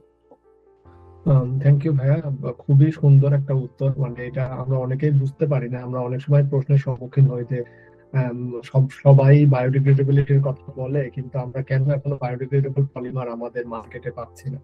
Thank you. আমার আরেকটা কোশ্চেন হচ্ছে, আপনি যেহেতু বাংলাদেশ, কোরিয়া এবং নিউজিল্যান্ড সব জায়গাতে রিসার্চ করছেন, এবং একটু আগে আপনি বললেন অস্ট্রেলিয়া নিউজিল্যান্ডের রিসার্চ কালচারটা অনেকটাই সেম, মানে একই, এখানে সেলফ ডিপেন্ডেন্ট ব্যাপারটাই বেশি। আপনার কাছে জানতে চাচ্ছি যে এই 3 দেশের রিসার্চ ক্রাইটেরিয়া বা রিসার্চ রিকোয়ারমেন্টের দিকে আপনি কি পার্থক্য ফিল করেছেন? মানে অ্যাপার্ট ফ্রম সুপারভাইজার, রিসার্চ করতে গিয়ে রিসার্চের টার্গেট বা রিসার্চের গোল এর ব্যাপারে আপনি কি ধরনের ডিফারেন্স ফিল করেছেন? আমি আমার এক্সপেরিয়েন্স থেকে কোরিয়া এবং নিউজিল্যান্ড এই দুইটা রিসার্চ এনভায়রনমেন্টকে অনেকখানি ডিফারেন্ট মনে হয়েছে আমার। আমি সেগুলোই বলি। যদি কোরিয়াতে আমি চিন্তা করি তাহলে কোরিয়ান রিসার্চ গুলো মানে ওদের রিসার্চে একটা ট্রায়াঙ্গেল হিসেবে থাকে, triangular relationship, that is like government, industry and university. So এখানে ব্যাপারটা হয় কি, আমি খুবই অ্যাপ্রিসিয়েট করি এই সিস্টেমটাকে। আমার মনে হয় যে ইউএসএ তেও এই সিস্টেম, তবে নিউজিল্যান্ডে নেই, বাংলাদেশেও নাই। তো আমার কাছে মনে হয় যে এটা খুবই একটা ভালো সিস্টেম একটা দেশের ইকোনমিকে তুলে ধরার জন্য বা ইমপ্রুভ করার জন্য, ডেভেলপ করার জন্য। কেন বাংলাদেশে বা এখনো হয়নি, বা নিউজিল্যান্ড কেন এখনো এটা অ্যাপ্লাই করেনি আমি জানি না। তবে আমি যেটা পার্থক্য আমি বলি সেটা হচ্ছে, কোরিয়াতে যে রিসার্চ গুলো হয় সেই রিসার্চ গুলো খুবই মানে প্র্যাকটিক্যাল ইমপ্লিকেশনের জন্য হয়, মানে স্পেসিফিক। ওরা ইন্ডাস্ট্রি একটা প্রোডাক্ট ডিজাইন করবে, ওরা আগে ঠিকই করে রেখেছে যে আমার এই জায়গাতে এই প্রোডাক্টটা দরকার, এই ধরনের একটা প্রোডাক্ট দরকার। ওরা সেই আইডিয়াটা নিয়ে আসে ইউনিভার্সিটির কাছে, আচ্ছা দেখো আমার এই জায়গায় ব্যবহার করার জন্য, ফর সেই ধরো লিথিয়াম ব্যাটারির জন্য আমি এক্সাম্পল দেই, যে ওরা প্রথমে এখন ইফিসিয়েন্সি আমার ধরো 10,000 সাইকেল আমি এটা ব্যবহার করতে পারবো, কিন্তু আমার এমন একটা প্রযুক্তিতে যাইতে হবে যে আমি এটা 1 লাখ সাইকেল পর্যন্ত এটা ব্যবহার করতে পারবো। তো ওই আইডিয়াটা নিয়ে এসে ইউনিভার্সিটিকে দেয়, যে ইউনিভার্সিটি কেমিস্ট্রি ডিপার্টমেন্ট বা কেমিক্যাল ইঞ্জিনিয়ারিং ডিপার্টমেন্টকে দিল, যে আমার এই ব্যাটারিটা আছে এখন 10,000 সাইকেল পর্যন্ত ইফিসিয়েন্সি দেয়, রিসাইকেল করা যায়, রিচার্জ করা যায়, তো এটা আমি 1 লাখ সাইকেল পর্যন্ত যাইতে চাই, তো তুমি এটা করতে পারবা কিনা? তো তখন ইউনিভার্সিটি কি করে, হ্যাঁ ঠিক আছে আমি রিসার্চ করে দেখতে পারি, এরকম এরকম পসিবিলিটি আছে, তুমি যদি ফান্ড করতে থাকো। তখন ইন্ডাস্ট্রি কি করে, ঠিক আছে আমি ফান্ড করবো, কিন্তু এই প্রোডাক্টটা যদি ডেভেলপ হয়, সেটা যদি 10,000 থেকে 20,000, 30,000, 40,000ও হয়, তাহলে পরে ওইটার আইপি আমাদের থাকবে, অর্থাৎ আমরা ইন্ডাস্ট্রি ওই প্রোডাক্টটা নিয়ে নিব। ইউনিভার্সিটি বলছে সমস্যা নাই, নিয়ে নাও।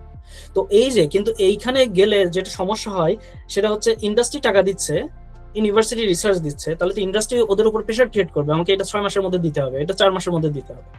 তো এই জায়গাটাতে নেগোশিয়েট করার জন্য থাকে হচ্ছে গভর্নমেন্ট একটা 3 জনের কন্ট্রাক্ট করে যে কত সময়ের মধ্যে তুমি এটা চাও, ইউনিভার্সিটি তুমি কি এটা কত সময়ের মধ্যে করে দিতে পারবা, এরকম একটা মাঝখানে দাঁড়ায় একটা লিয়াজু করে একটা ট্রায়াঙ্গুলার সিস্টেম চলে, গভর্নমেন্ট, ইউনিভার্সিটি এবং ইন্ডাস্ট্রি।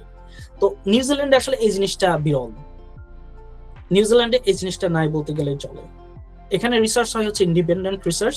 এখানে যে রিসার্চটা হয়, এখানে তুমি নিজের ফান্ড দিয়ে হোক বা গভর্নমেন্ট ফান্ডিং যেটা স্কলারশিপ হোক, অথবা যদি ইন্ডাস্ট্রি এরকম কোনো কন্ট্রাক্ট তোমার সাথে করে যে হ্যাঁ ঠিক আছে তোমার পিএইচডি খরচ আমি দিব, আমার যে এটা নিয়ে তোমাকে রিসার্চ করতে হবে, এটা আলাদা বিষয়। কিন্তু অধিকাংশ ক্ষেত্রে যেটা হয়, এটা ইন্ডিভিজুয়াল রিসার্চ হয়, এবং এর আইপিটা থাকে যেই ব্যক্তি রিসার্চ করতেছে অধিকাংশ তার উপরে, মানে সে যা রিসার্চ করবে তার। ইন্ডাস্ট্রিও যদি এটা নিতে হয়, তাহলে ওইটা আবার কন্ট্রাক্টের মাধ্যমে আসতে হয়, যে তোমার রিসার্চ করতেছো কিন্তু আইপিটা আমার থাকতে হবে। তো এই জায়গায় আমার কাছে মনে হয়েছে যে একটা পার্থক্য, হিউজ পার্থক্য এখানে কালচারের, যার জন্য আমাদের এই নিউজিল্যান্ডের রিসার্চ গুলো নিজেকেই সবকিছু করতে হয়, নিজেকেই আইডিয়া করতে হয়, এবং রিসার্চের ইম্প্যাক্টটা, সেই ইম্প্যাক্টটা সরাসরি ইন্ডাস্ট্রিয়াল রিলেটেড ইম্প্যাক্ট সরাসরি না হলেও হয়। সো তুমি যদি একটা নতুন একটা নলেজ যদি বের করতে পারো, যেটা হয়তো তুমি পাবলিকেশন করলে, সায়েন্সে বা ইঞ্জিনিয়ারিং এ যোগ করলে নতুন একটা নলেজ, জ্ঞান, দ্যাটস ইনাফ। বাট ওই জায়গাতে যেটা ইন্ডাস্ট্রিয়াল বেস, সেটা হচ্ছে প্র্যাকটিক্যাল ইমপ্লিকেশনটাকে খুব বড় প্রায়োরিটি দেওয়া হয়, এবং আমার কাছে মনে হয়েছে যে এটা ভালো। কারণ এনিওয়ে তুমি এই একাডেমিক রিসার্চের পরে যদি ইন্ডাস্ট্রিয়াল লাইফে যাও এবং সেখানে যদি R&D করো, তাহলে সেম কাজটাই তোমাকে করতে হবে। তো আমার কাছে মনে হয়েছে এটা ডিফারেন্ট, এবং এটা আমার কাছে ওদের কালচারটা ভালো মনে হয়েছে নিউজিল্যান্ড কালচার থেকে। আর যদি অন্য ক্ষেত্রে চিন্তা করা যায়, তাহলে পরে আমার কাছে মনে হয়েছে যে ওদের ওখানে কালচারটা অনেক ফাস্ট। যেমন ওখানে তোমার কোন একটা ইনস্ট্রুমেন্টের প্রবলেম হলো, তুমি আজকে যে সুপারভাইজারকে বললা যে সুপারভাইজার আমার এই মেশিং এর জন্য আমি ক্যারেক্টারাইজেশন করতে পারছি না, তুমি দেখবো ওই দিন সন্ধ্যাতে অথবা পরের দিন সকালে ওখানে টেকনিশিয়ান চলে আসবে, মেশিন ফিক্স করে দেবে, তুমি একদিন পরে বা 2 দিন পরে তুমি রিসার্চটা করতে পারবে, ক্যারেক্টারাইজেশনটা করতে পারবে। কিন্তু নিউজিল্যান্ডে আমার যেটা মনে হয়েছে, এটা যদি হয় তাহলে at least for 6 months you are out of the characterisation, তুমি ওটা করতে পারবে না, তুমি অ্যাক্সেস পাবো না 4 to 6 months। কারণ ওরা ওই প্রসিডিওর মধ্যে দিয়ে যাবে, টেকনিশিয়ানের সাথে কন্ট্যাক্ট করবে, টেকনিশিয়ান আবার সেই তোমার স্কেজুল দিবে, অনেক তার ফান্ডিং এর বিষয় আছে, পেমেন্টের বিষয় আছে, ব্লা ব্লা ব্লা। তো এখানে ওই জিনিসগুলো অনেক লেন্দি হয়। তো আমার কাছে মনে হচ্ছে ওখানে রিসার্চ ডাইনামিকটা একটু ফাস্ট, মানে ওরা খুব কুইক রিসার্চ করে, কিন্তু এখানে যেটা একটু ডিলে করে, এখানে অনেক অ্যাপ্রুভাল পাইতে অনেক দেরি হয়ে যায়। আর ফান্ডিং এর বিষয়টা সেটা হচ্ছে ওখানে ইন্ডাস্ট্রিয়াল ফান্ড পাওয়াটা একটু তুলনামূলক সহজ, এবং তুমি ধরো স্কলারশিপ হারাই গেল তোমার, কিন্তু কোনোভাবে না কোনোভাবে আরেকটা ফান্ড হয়তো জোগাড় হয়ে যাবে তোমার। কিন্তু এখানে যদি তুমি একবার তোমার স্কলারশিপ হারাই ফেলো, তাহলে সেকেন্ড টাইম তোমাকে স্কলারশিপ ম্যানেজ করা বা ফান্ড ম্যানেজ করা এটা কোয়াইট ইম্পসিবল। আমি জানি না অস্ট্রেলিয়ার কথা, তবে নিউজিল্যান্ডে কোয়াইট ইম্পসিবল। তো এইটা এই পার্থক্যগুলো 2-3টা পার্থক্য আমার চোখে ধরা পড়েছে আসলে রিসার্চের ক্ষেত্রে। ট্রু ভাইয়া, থ্যাংক ইউ। আসলে এটা অস্ট্রেলিয়া নিউজিল্যান্ডের একই কালচার, আপনি যেটা বলছেন অলমোস্ট সেমই। এবং টু বি অনেস্ট, আসলে এরা সবকিছু সেন্ট্রালাইজড প্রসেসের মধ্যে দিয়ে যায় বলে অনেক স্লো। যে কোনো কিছু মানে আমি আজকে হলো আমি কারেন্টলি পাবো এমন কোনো নিশ্চয়তা নাই। এবং আমাদের ল্যাবে অনেক সময় এরকম হয় যে কোনো একটা ফল্টের কারণে ল্যাব বন্ধ আছে, তো আছেই 2-3 মাস তার কোনো খোঁজ নেই। Thank you. আরেকটা আমার লাস্ট কোশ্চেন, সেটা হচ্ছে যে বাংলাদেশের ক্ষেত্রে স্পেসিফিক্যালি, আবার অনেক ক্ষেত্রে পিএইচডি বা মাস্টার্স বা রিসার্চ বাইরের দেশে করার ক্ষেত্রেও ঘটে থাকে। সেটা হলো আমার ইন্টেন্ডেড প্রোগ্রাম বা ইন্টেন্ডেড রিসার্চ এরিয়া একটা থাকে, কিন্তু আমরা অনেক সময় দেখা যায় যে ফোর্থ ইয়ারের প্রজেক্ট কোনো স্পেসিফিক টপিক আমরা সিলেক্ট করতে পারি না, বা থিসিস আমরা সিলেক্ট করতে পারি না। অনেক সময় লটারি হয়, অথবা থিসিসের ক্ষেত্রে দেখা যায় যে আমি হয়তো একটা ইন্টেনশনে এক প্রফেসরের কাছে গেছি, কিন্তু সে অলরেডি সেটা চেঞ্জ করে ফেলছে। একজন হয়তো পলিমারের চিন্তা নিয়ে এক প্রফেসরের কাছে গেছে, দেখা যাচ্ছে সে রিসার্চ এনভায়রনমেন্ট নিয়ে কাজ করছে এবং সেটা তার সামহাও পছন্দ না। পিএইচডির ক্ষেত্রেও হয়, এবং অনেক সময় দেখা যাচ্ছে প্রজেক্টের অ্যাভেলেবিলিটি বা ফান্ডিং বা অপরচুনিটির অনুযায়ী অনেকেই ওই যে আমরা যেটা বলি অনুরোধে ঢেকে গেলাম, যে আমরা সামথিং বেটার দেন নাথিং, আমি একটা প্রজেক্ট আছে আমি এটাই করি। এইটাকে আপনি কিভাবে দেখেন যে কারোর পটেনশিয়ালিটি কি এতে আসলে ক্ষুণ্ণ হয়, নাকি এইটাকে কোনোভাবে, বিশেষ করে বাংলাদেশের প্রেক্ষিতে আপনার সাজেশন কি, যে প্রজেক্ট যে লটারি হয় বা থিসিস যে স্টুডেন্টের উপর চাপায় দেওয়া হয়, এটাকে আমাদের প্রফেসররা কিভাবে হ্যান্ডেল করতে পারেন, বা আমরা ফিউচারে কিভাবে হ্যান্ডেল করতে পারি? খুবই ভালো কোশ্চেন, এবং আমি তোমাকে ধন্যবাদ জানাই যে সেম মানে প্রবলেমটা তুমি আইডেন্টিফাই করছো। এটা সত্যি কথা বলতে আমি আমার নিজের ওপিনিয়ন দেই, এবং এই কোশ্চেনটা আমি করেছিলাম সেই সময় ডিপার্টমেন্টের এক স্যারকে, যে স্যার এটা লটারি করার থেকে কি আমাদের সুযোগ দেওয়া উচিত না, যে আমরা আসলে কি ধরনের রিসার্চ করতে চাই এবং কোন স্যারের সাথে সেটা ম্যাচ করে। তো কারণ ওই সময় আসলে, যদিও পরবর্তীতে এটা আমার জন্য ভালো হয়েছে, লটারিটাই আমার ভাগ্য, মানে বলা চলে আমার রিসার্চের ভাগ্যের দুয়ার খুলে দিছে। হাফিজ স্যারের সাথে কানেকশন হয়েছে, তার আগে আমি হাফিজ স্যারকে হয়তো চিনতামই না, কারণ তিনি পিএইচডি করতে গেছিল, আসছিল ডিপার্টমেন্টে ওই সময়। তো যদিও, কিন্তু এটা লাকের উপরে ছেড়ে দেওয়াটাকে আসলে আমি কখনোই সাপোর্ট করি না। আমার কাছে মনে হয় যে এটা, কারণ রিসার্চ জিনিসটা হচ্ছে তোমার ভেতর থেকে আসতে হবে, গবেষণা জিনিসটা তোমার ভেতর থেকে আসতে হবে। তুমি জোর করে আসলে রিসার্চ হয়ে ওঠে না। হ্যাঁ, যদি তুমি ওই বিষয়ে তুমি প্যাশন না পাও, তাহলে পরে আসলে রিসার্চটা হয়ে ওঠে না কোনো সময়। তো আমার কাছে মনে হয় যে এই যে মানে র্যান্ডম লটারি করে চুজ করা, এবং আমি যখন ওই স্যারের কাছে বলছিলাম স্যার এটা কেন লটারি করা হলো, এটা কি আমাদের সুযোগ দেওয়া, উনি বলছিল যে আরে এটা প্রজেক্ট তো কিছুই না, এটা তো জাস্ট তোমাদের একটা লার্নিং প্রসেস। আমি মেনে নিচ্ছি এটা লার্নিং প্রসেস, কিন্তু কেন না লার্নিং প্রসেসটাই এমন একটা ওয়ে দিয়ে হোক যেখানে আমার ইচ্ছা বা আমার আগ্রহ বা আমার একটা উৎসাহ থাকে, তাই না? তো লটারি করলে আসলে সেই জিনিসটা খুঁজে পাওয়াটা কঠিন হয়। তো এই জন্য আমি তোমার সাথে একমত। আমার কাছে মনে হয় যে এই লটারি করার সিস্টেমটার থেকে হ্যাঁ এটা করা যেতে পারে, যে অপশন থাকতে পারে, যেমন অপশন দেওয়া যেতে পারে, ধরো প্রজেক্টে যে কাজ করতে চাই ওদের কাছেই অপশন দেওয়া হোক যে আমাদের এই ফিল্ড গুলো অ্যাভেলেবল আছে সুপারভাইজিং এর জন্য, এখন তুমি এই রিলেটেড ফিল্ডের মধ্যে তোমার স্পেসিফিক কোনো টপিক তুমি সাবমিট করতে পারো। এবং তুমি যদি মনে করো যে না হ্যাঁ সাবমিট করছি, এবং সেটা তুমি যদি একটা স্পেসিফিক সুপারভাইজারের কাছে 3জন স্টুডেন্ট আছে, তারা 3টা প্রজেক্ট সাবমিট করলো, এটা একটা টপিককে সিলেক্ট করা খুব একটা সময়ের ব্যাপার না। তো 3জন, আমি কি ডিসকানেক্টেড হয়ে গেছি? আমি কি এখনো কানেক্টেড আসছি?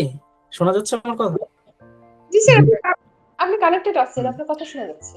তো আমার কাছে মনে হয় যে এটা যদি একটা স্টুডেন্ট কিছু প্রপোজাল দেয়, জাস্ট টাইটেল প্রপোজাল, এই বিষয় নিয়ে বা 1 পেজের একটা প্রপোজাল নিয়ে যে দেয়, স্যার আমি এই বিষয়ে রিসার্চ করতে চাই এবং এই জিনিসগুলো দিয়ে আমি এইভাবে রিসার্চ করব, এবং এই 3জন স্টুডেন্টের 3টা প্রজেক্ট পেজ দেখতে একটা প্রফেসরের হয়তো 5-10 মিনিট লাগবে, এবং সেখান থেকে হয়তো যদি সেটা স্পেসিফিক ভাবে ওনার সাথে ম্যাচ নাও করে, উনি যদি ওটাকে মডিফাই করতে চায়, আমার মনে হয় ওখানে একটা সুযোগ থাকা দরকার, যে একদম র্যান্ডমলি চুজ করে একটা টপিক জাস্ট পড়ে গেল বলে করতে হবে। এর থেকে আমার মনে হয় তারা মানে সুপারভাইজারের কাছে যাইতে পারি যে আমার এই ফিল্ডে কাজ করার ইচ্ছা, স্যার আমি এই টপিকের উপরে কাজ করতে চাই, তখন সুপারভাইজার হয়তো একটু এদিক ওদিক করে মডিফাই করে দিতেই পারে।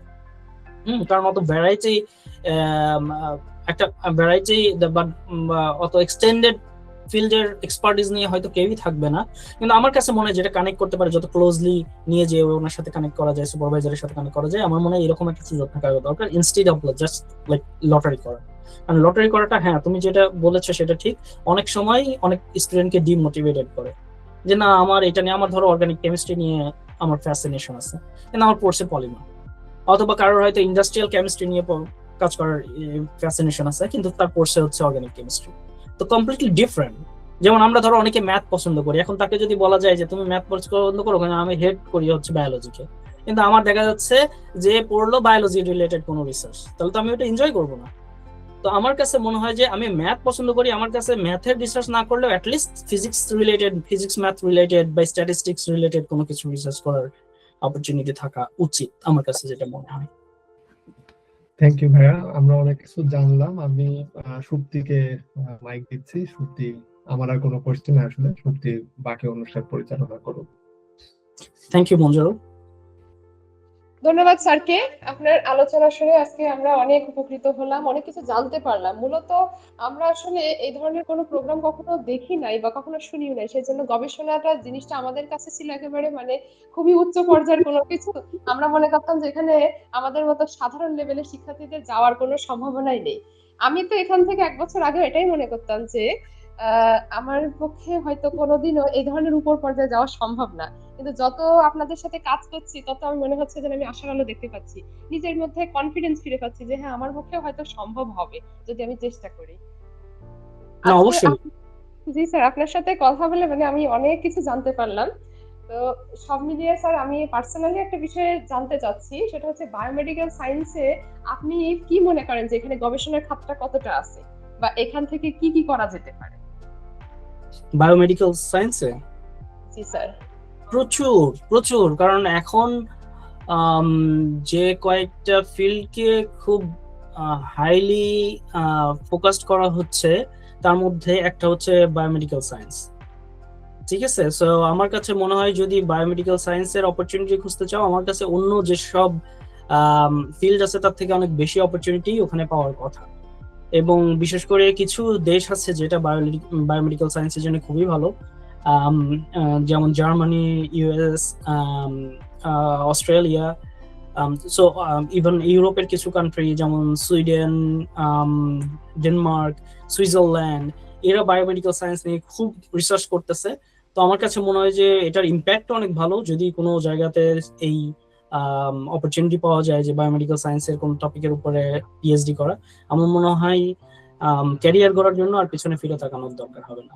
স্যার আমি তো হচ্ছে বিএস করার জন্য সুযোগ পেয়েছি, কিন্তু এদিকে অলরেডি আমার বিএস প্রোগ্রামে আপনার হচ্ছে 3rd ইয়ার শেষের দিকে। তো এখন যদি আবার বিএস করতে হয় আমাকে আবার শুরু থেকে মানে একদম ফার্স্ট ইয়ার থেকে শুরু করতে হবে, তাই আসলে আমি এখনো দ্বিধান্বিত। ও বিএস, আমি যদি জানতে, আমার অবশ্য মনে নাই তুমি কোন সাবজেক্টে, তবে আমার কাছে বোটানিতে পড়ছিলাম, বোটানিতে 3য় বর্ষ মানে প্রায় শেষের দিকে চলে গেছে। এখন আবার নতুন করে বায়োমেডিক্যালে আমি আবার সুযোগ পেয়েছি অনার্স করার জন্য, কিন্তু ওখানে আমাকে আবার প্রথম বর্ষ থেকে শুরু করতে হবে। তো এদিকে আমার 3 বছর স্টাডি গ্যাপ পড়ে যাবে। যে এই গ্যাপটা অনেক বেশি, এই গ্যাপের প্রয়োজন নেই, এই গ্যাপটা দিলে হচ্ছে অনেক সমস্যা হবে, অনেকেই মানে ডিমোটিভেট করছে। তো এই জন্য আমি আপনার থেকে পরামর্শ চাচ্ছি। এখন ডিপেন্ড করতেছে যে আসলে বায়োমেডিক্যাল সায়েন্স কোন ইউনিভার্সিটি, সেটা এখন থেকে ফার্স্ট ইয়ার থেকে শুরু করলে এটা কি বাংলাদেশের কোন ইউনিভার্সিটি না বাইরের কোন ইউনিভার্সিটি? বাংলাদেশে না, এটা হচ্ছে পাকিস্তানের Pak Austria Fachhochschule institute of applied science and technology.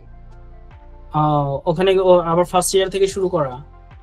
G sir, আবার ফার্স্ট ইয়ার থেকে শুরু করতে হবে। এবং ওর সবকিছুই আসলে অনেক কিছু ফ্যাক্টর আছে যেগুলো তোমাকে এখানে ইয়ে করতে হবে। তবে আমার মনে হয় এই ক্ষেত্রে ডিসিশন মেকিং এর ক্ষেত্রে কিছু ডিসিশন মেকিং টুলস আছে, সেগুলো ব্যবহার করা যায়। যে তোমার ফরসাই পেটি ডায়াগ্রাম আমাদের ইঞ্জিনিয়ারিং এ আমরা শেখাই যে আসলে যখন আমি দুইটা ডিসিশনের মধ্যে একটু কনফিউজড হয়ে যায় তখন আমার কোন ডিসিশনটা আমার জন্য দরকার। হ্যাঁ, এরকম কিছু ডায়াগ্রাম আছে যে সেখানে আমি হার্ড কনস্ট্যান্টস গুলো ডিসাইড করি, তারপরে সফট কনস্ট্যান্টস গুলো দেই এবং সেগুলোকে বিভিন্ন ওয়েট দেই এবং ক্যালকুলেট করি যে আসলে কতটুকু। তো আমার মনে হয় এই ধরনের অনেকগুলো ফ্যাক্টর তোমাকে এখানে ডিসাইড করতে হবে যে কোন ফ্যাক্টর গুলোর উপরে আমি দুইটাকে কম্পেয়ার করব। তুমি যদি ধরো তোমার ফিউচার কে একটা ফ্যাক্টরে রাখো, তোমার এখন যে স্টাডি কত বছর লাগবে, তোমার এখানে 3 বছর পরে তুমি কোথায় যেতে পারবা সেই অপরচুনিটি গুলোকে যদি কনসিডার করো, তারপরে তোমার ওখান থেকে বেরোনোর পরে তোমার জব ক্যারিয়ার কি হবে, এখান থেকে বেরোনোর পরে ক্যারিয়ার কি হবে সেটাকে কনসিডার করো, এবং ইউনিভার্সিটির র্যাঙ্কিং যদি কনসিডার করো, আমার মনে হয় এখানে 4-5টা জিনিস তোমাকে কনসিডার করতে হবে। এবং কনসিডার করার পরে তারপরে তোমাকে ডিসাইড করতে হবে। আসলে এখানে সরাসরি বলে দেওয়াটা খুব কঠিন যে না ঠিক আছে 3 বছর খুব বেশি সময় না, তুমি ওখানে মুভ করো। আবার যদি এটা বলাও কঠিন যে না 3 বছর অনেক বেশি সময়, তুমি ওখানে যেও না। সো আমার কাছে মনে হয় শুধু একটা 3 বছরের ফ্যাক্টর এখানে কনসিডার করে একটা ডিসিশন মেক করাটা কঠিন। আমার মনে হয় তোমার এর সাথে আরো 4-5টা ভাইটাল ফ্যাক্টর গুলো এখানে আনতে হবে এবং সবগুলো কনসিডার করে তোমাকে ডিসিশন মেক করতে হবে। কারণ যে কোনো ডিসিশন এই এই সেক্টরে এই সময়টাতে এই সার্কামস্টেন্সে যে ডিসিশনই তুমি নাও এটা খুবই ইম্প্যাক্টফুল তোমার লাইফের জন্য। সো আমার কাছে মনে হয় শুধুমাত্র একটা ফ্যাক্টরের উপর ডিপেন্ড করে ডিসিশন মেক করাটা উচিত হবে। জি স্যার, থ্যাংক ইউ স্যার। আপনার কাছ থেকে শুনে আমার আসলে অনেক ভালো লাগলো, কারণ আমি তো এখানে পড়াশোনা করছি মূলত বাংলা ভার্সনে, কারণ আমি যেহেতু জাতীয় বিশ্ববিদ্যালয়ের অধীনে পড়ি। তো সেখান থেকে অনেকে পরামর্শ দিয়েছে যে হ্যাঁ এটা মুভ করা ভালো হবে, যেহেতু এটা এমনিতেও ইংরেজি ভার্সনে আর ভালো একটা সাবজেক্টই, কারণ দেশের চাকরির অবস্থা তো খুব খারাপ। আর অনেকেই বলছে যে না ওই দেশে যাওয়ার প্রয়োজন নেই, বা হচ্ছে ওই সাবজেক্ট অনেক হার্ড হবে, আর বয়স তো হয়ে যাবে ওই সাবজেক্ট থেকে পড়াশোনা করে শেষ করতে করতে। তো সেক্ষেত্রে একটা সমস্যার সম্মুখীন হতে পারে। তো সব মিলিয়ে আমি আসলে একটু দ্বিধান্বিত ছিলাম। তো যাই হোক, আপনার কথা শুনে ভালো লাগলো। এখন হয়তো সিদ্ধান্ত নিতে সুবিধা হবে। আমার মনে হয় এর সাথে আরো কিছু ফ্যাক্টর অ্যাড করা উচিত টু মেক এ ডিসিশন। তারপরে সবগুলো ফ্যাক্টরকে কনসিডার করে তারপরে আমার মনে হয় যে একটা ডিসিশনে আসা উচিত। ধন্যবাদ স্যারকে আজকে আমাদের সাথে যুক্ত হওয়ার জন্য। আমরা স্যারের থেকে অনেক বিষয় জানতে পারলাম। স্যারের অনুভূতিটা যদি সংক্ষেপে ব্যক্ত করতেন, আমাদের সাথে যুক্ত হতে পেরে কেমন লাগলো আপনার? আমার কাছে খুব ভালো লেগেছে। আমি আসলে চাই যে আমার যে স্বল্প নলেজ আছে, জ্ঞান আছে, সেটা আমি যেন সবার মাঝে ছড়াই দিতে পারি। আর বিসিএসআই এর একজন স্যার ছিল, ওনার নাম ছিল হচ্ছে গফুর স্যার। তো গফুর স্যার আমাকে একটা কথা বলেছিল যখন আমি থিসিসের কাজ করতে যাই, যে সাগর দেখো আমি এত নলেজ নিয়ে যদি আমি আজকে আল্লাহ না করুক আমি যদি কবরে চলে যাই, তাহলে আমার নলেজ গুলো সব ওয়েস্টেজ হবে। সো আমার কাছে মনে হয় যে আমার নলেজ গুলো তখনই আসলে পৃথিবীর বুকে থেকে যাবে এবং আরো লং লাস্টিং হবে, সাস্টেইনেবল হবে যদি আমি সেগুলো শেয়ার করি। সো আমি আসলে ওই আইডিওলজিতে বিশ্বাস করি যে আমার কাছে যতটুকু নলেজ আছে সেগুলো যদি আমি সবার কাছে ছড়াইয়ে দিতে পারি তাহলে সেগুলো সাস্টেইনেবল ওয়েতে থেকে যাবে পৃথিবীর বুকে। আদারওয়াইজ এগুলো বেশি দিন হয়তো সার্ভাইভ করবে না। তো আমার কাছে মনে হয় যে যদি আমি এই ধরনের অপরচুনিটি পাই, সুযোগ পাই, যেটা আজকে এখানে এই প্ল্যাটফর্মে পেয়েছি, এটা আসলে আমার জন্য খুবই সৌভাগ্যের বিষয় এবং আমি more than happy to contribute here and share my knowledge. Thank you sir. সেই সাথে ধন্যবাদ জানাই আমাদের বিজ্ঞানী.org এর টিমকে, আমাদের মঞ্জুরুল ভাই সম্পাদক এবং আমাদের কো হোস্ট হাসনা মুনতারিন, মুমু আপু, এবং সেই সাথে আমাদের এডিটর মহিউদ্দিন ভাইকে। পুরো অনুষ্ঠানটি পরিকল্পনা করেছেন সবাই মিলে এবং খুব সুন্দর পরিকল্পনা হয়েছে। ধন্যবাদ জানাই অডিয়েন্সদের আমাদের সাথে যুক্ত থাকার জন্য। আমি আমিও আশাবাদী ধন্যবাদ বিজ্ঞানী.org-কে খুব ভালো একটা প্ল্যাটফর্ম তৈরি করার জন্য। এখানে শুধু আমি না, হয়তো আরো বড় বড় যারা সায়েন্টিস্ট বা রিসার্চার গবেষক আছে তারা হয়তো এখানে আসতে পারবে, তাদের এক্সপিরিয়েন্স শেয়ার করতে পারবে এবং সবচেয়ে বড় বিষয় হয়তো নতুন গবেষকদের অনুপ্রেরণা যোগাবে এবং বাংলাদেশের যারা ইয়ুথ আছে তাদেরকে হয়তো রিসার্চ এবং গবেষণা আসতে হয়তো আসতে হয়তো সহযোগিতা করবে, পথ দেখাবে। ধন্যবাদ আপনাকে। আমরা আশাবাদী যে পরবর্তীতে আরো কোনো প্রোগ্রামে আমরা আপনাকে পাশে পাবো, আমাদের কোনো প্রয়োজনে আপনি আমাদেরকে সহযোগিতা করবেন, এই আশা ব্যক্ত করে আমি আজকের মতো শেষ করছি। Thank you so much. থাকবেন।